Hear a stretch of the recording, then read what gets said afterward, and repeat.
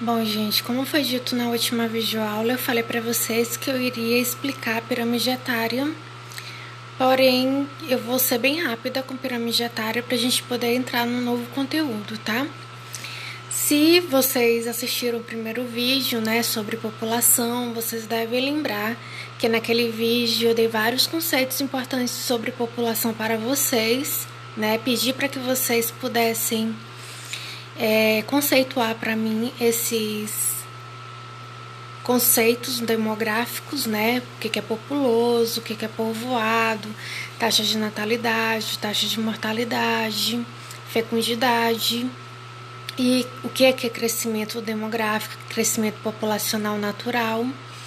E todos esses dados que a gente viu sobre população culminam para a pirâmide etária, porque a pirâmide etária é uma forma da gente analisar e da gente poder estudar a população de uma sociedade de um determinado lugar. Através da pirâmide etária, nós conseguimos obter informações importantes para compreender aquele lugar em que a gente está pretendendo estudar.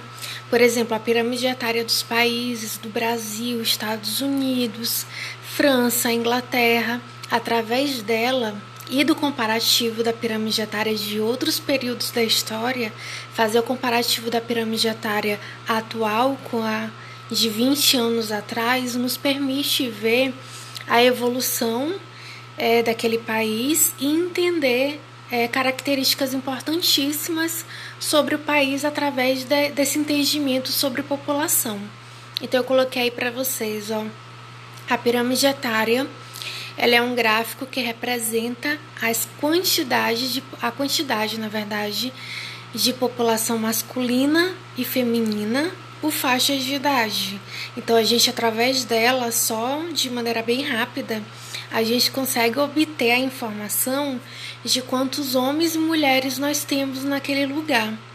A gente consegue classificar essa população por faixas de idade, o que é super importante, que eu vou explicar para vocês daqui a pouco. Então, ó, antes da gente conseguir visualizar uma pirâmide etária que eu vou mostrar para vocês, vocês têm que entender como é que a gente percebe ela. Uma base larga indica número elevado de jovens, enquanto um topo estreito indica pequena quantidade de idosos.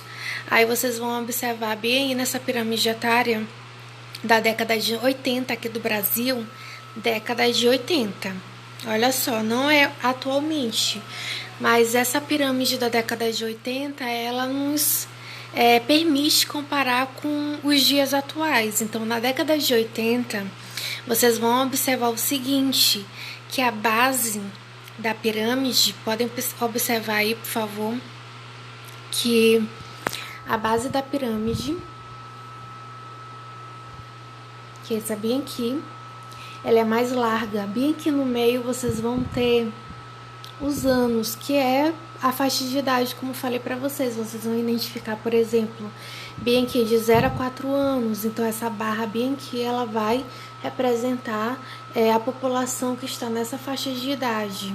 E assim por diante, até chegar bem aqui em cima, 80 anos ou mais. Aí vocês vão observar aqui a base, onde está as crianças e os jovens, ela é bem mais larga do que as pessoas que estão na faixa de idade, por exemplo, idosa. Então a gente percebe que está nascendo muita gente, porém essas pessoas estão com uma expectativa de vida baixa, porque quando elas atingem determinadas idades, a gente percebe que o número de pessoas diminui. Então significa que há uma alta taxa de mortalidade em pessoas mais velhas, entenderam? Agora vamos comparar com os dias atuais.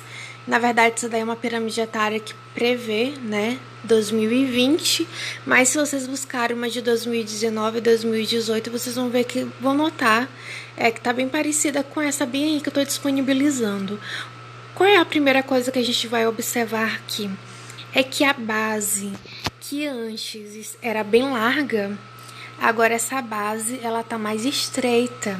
E a gente vai observar também que as pessoas que vão ter maior quantidade de pessoas vão ser na faixa de idade entre adultos e pessoas de meia idade, ali na faixa dos 40 anos, que são pessoas que na década de 80 estavam nascendo.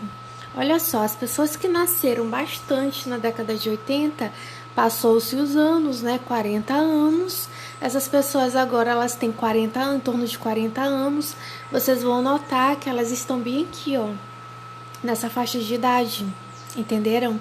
Elas atingiram aqui a idade adulta.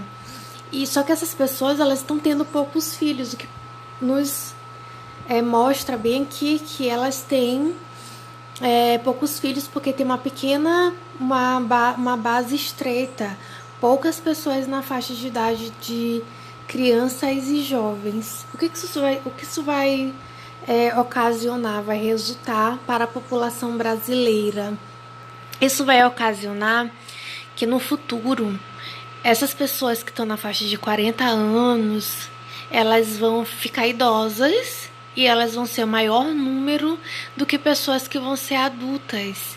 E aí, eu não sei se vocês têm esse entendimento, mas pessoas que idosas, elas recebem aposentadoria, e as pessoas que estão ali na faixa adulta, aqui no meio da pirâmide, elas são as pessoas que fazem parte da PEA.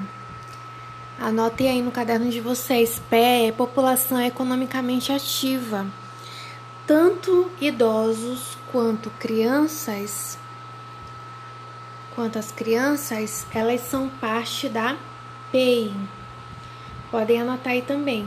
Crianças e idosos, eles fazem parte da PEI, população economicamente inativa. Ou seja, eles não contribuem com impostos. Então, a população que contribui é a PEI, a população economicamente ativa. Ela que contribui para pagar as despesas, por exemplo, da aposentadoria dos idosos no futuro. Então, imaginem que agora a gente tem uma grande quantidade de PEA.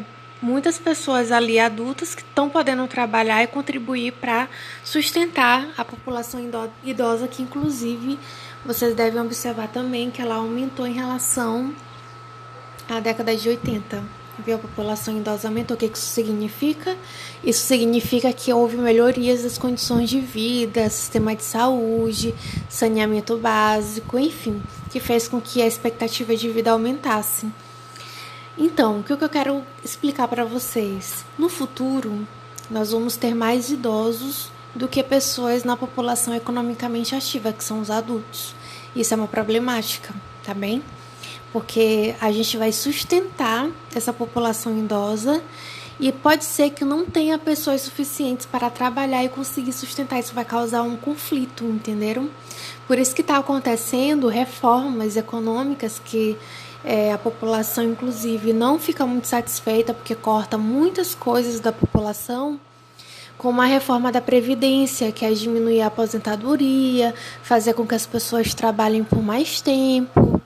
Tudo isso é ocasionado por essa preocupação dentro do estudo de população, pois no futuro nós vamos ter mais idosos do que população economicamente ativa. Ok, gente? Bem aqui vocês vão observar que a esperança de vida ao nascer dos brasileiros está aumentando cada vez mais. Então, cada vez mais nós vamos ter pessoas atingindo elevadas idades, ficando ali na faixa de idade idosa, e a tendência é que o número de idosos venha a aumentar de fato. Eu não estou fazendo uma crítica, obviamente que é muito positivo para o país quando a gente percebe esse aumento populacional, tá bem, gente?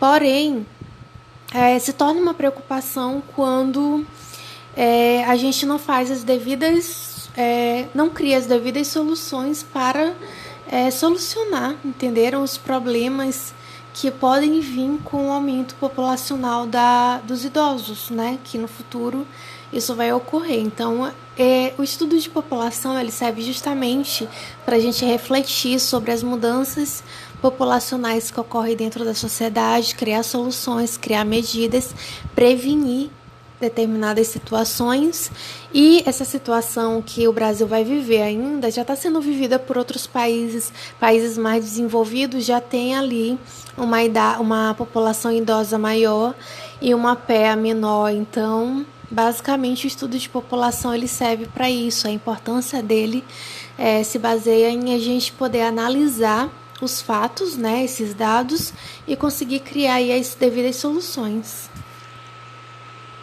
Coloquei essa reflexão bem aí, tá bem? Para qualquer tipo de administração é necessário ter noção da dinâmica populacional. Imaginem nossos governantes tomando decisões sobre educação, saúde e infraestrutura sem esses valores sobre a população. Com certeza seria uma bagunça e bem desorganizado. Eu espero que vocês tenham compreendido. Eu vou colocar outro vídeo, será mais curto, só para vocês entenderem pirâmides etárias e complementar a videoaula anterior, tá bem, gente? Eu espero que vocês tenham compreendido, tá bem, a videoaula. E me deem feedback se vocês estão assistindo, se vocês estão gostando, se o conteúdo tá ok, tá bem? É isso aí.